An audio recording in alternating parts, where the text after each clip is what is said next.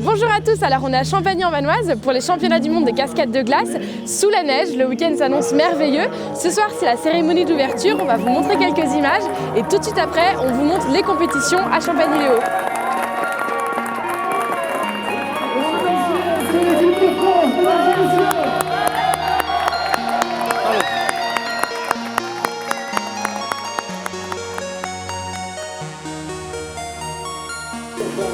On est avec Denis Tatou qui est le président du comité d'organisation des championnats du monde des cascades de glace.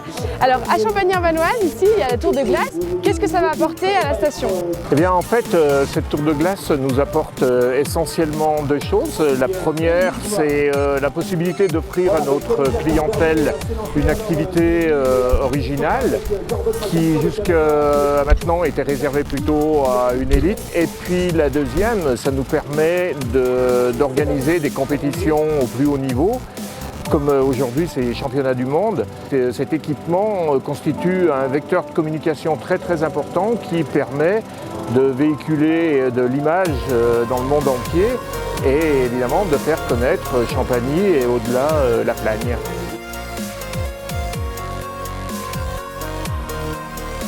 On est au cœur d'un des pieds de la tour de glace. Donc vous pouvez voir autour de moi, c'est juste impressionnant, il y a de la glace partout. Nous on va aller monter en haut pour voir ce que ça donne vu du dessus. On est au sommet de la tour de glace, à plus de 23 mètres de hauteur, c'est assez impressionnant. Je vous laisse regarder en bas, moi j'ai du mal. En quelques chiffres, c'est 600 tonnes de glace cette tour. Les équipes ont mis plusieurs semaines à la préparer.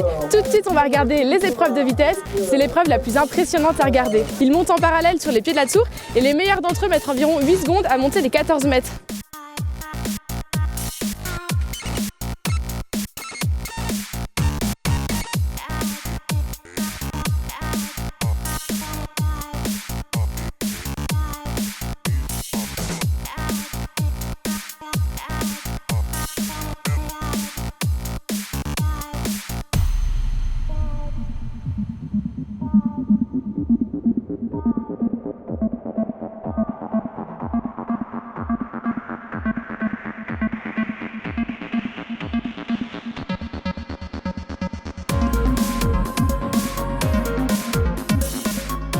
Autour de l'événement spectaculaire que sont les championnats du monde des cascades de glace, Champagny-en-Vanoise propose au village des glaces de nombreuses activités pour les enfants et les parents pour que tous trouvent leur bonheur pendant les 2 jours de l'événement.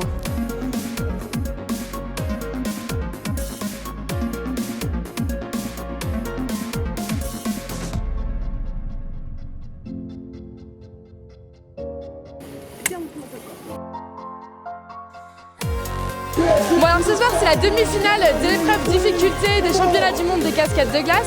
Il y a un mur pour les garçons, un mur pour les filles. Les Français sont ultra chauds, le public aussi l'encourage, alors on souhaite le meilleur à nos athlètes.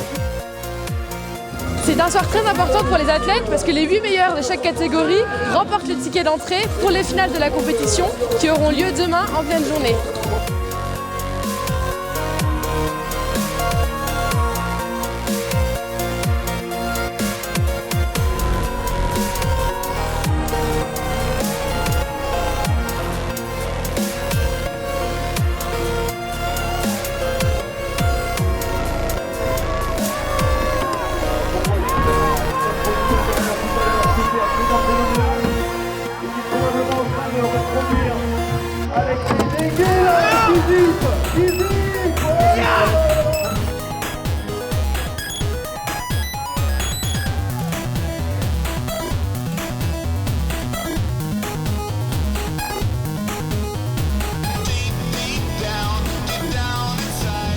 Je suis avec Luna là devant, un des athlètes de l'équipe de France de cascade de glace.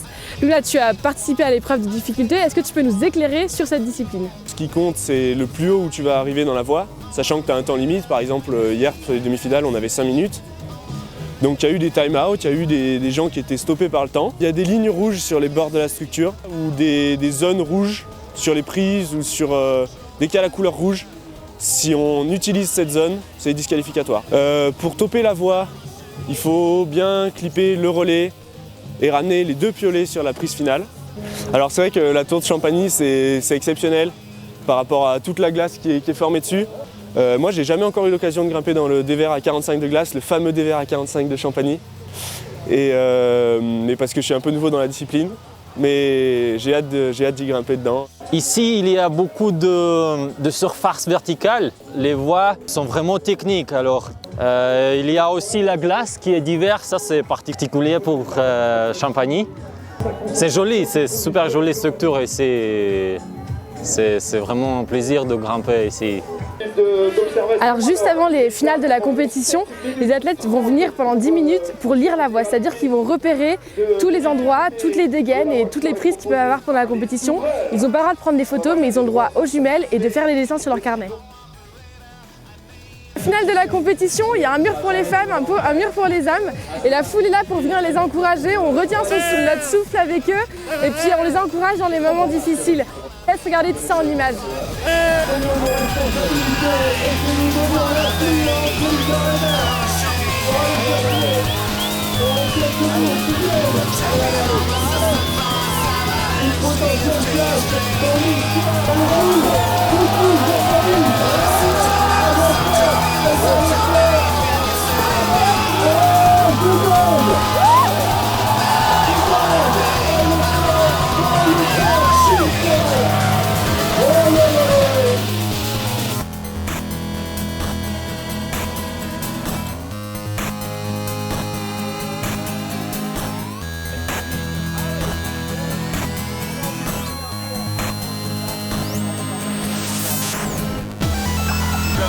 Là, il est dans un effort hyper intense.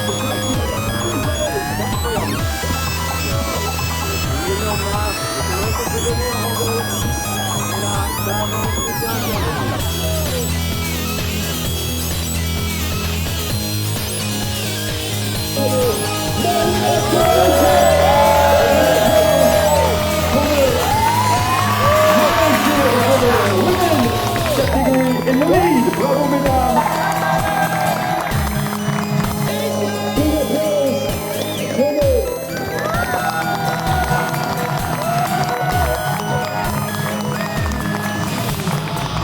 Ça y est, c'est la fin des championnats du monde de cascade de glace, toujours sous la neige. On espère que ces belles images vous ont plu. N'hésitez pas à laisser vos retours en commentaire et on se donne rendez-vous sur les réseaux sociaux. Salut à tous!